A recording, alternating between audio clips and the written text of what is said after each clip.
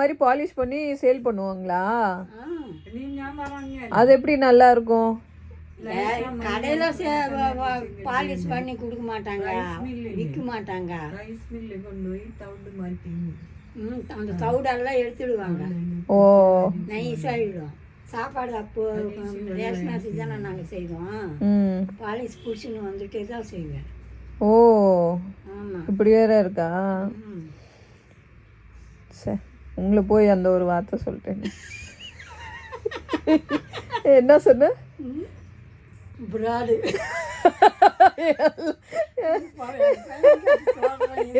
எல்லாம் இல்லை, நான் எனக்கு தெரியாது. இல்லை, நான் நினச்சேன் கடையில் இந்த மாதிரி வந்து பாலிஷ் பண்ணி ஏமாற்றி விற்கிறாங்க போல எப்படின்னு நினச்சேன். பண்ண மாட்டாங்க. அப்படியா? நம்ம சமையல் பண்ணணும்னா பாலிஷ் பிடிச்சிட்டோம்னா அந்த தவுடெல்லாம்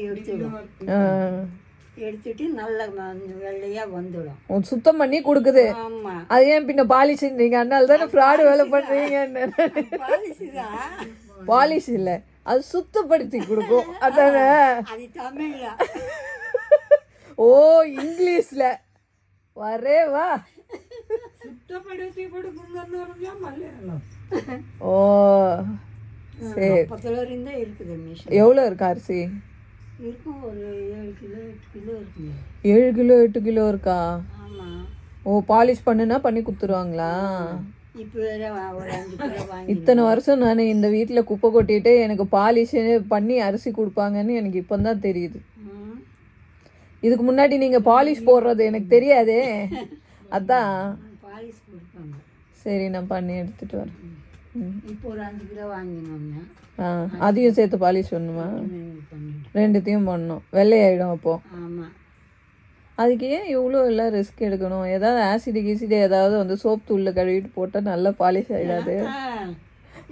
உயிரோட இருக்கிறாங்க, சாவடிக்கிறேன் அப்படின்றியா?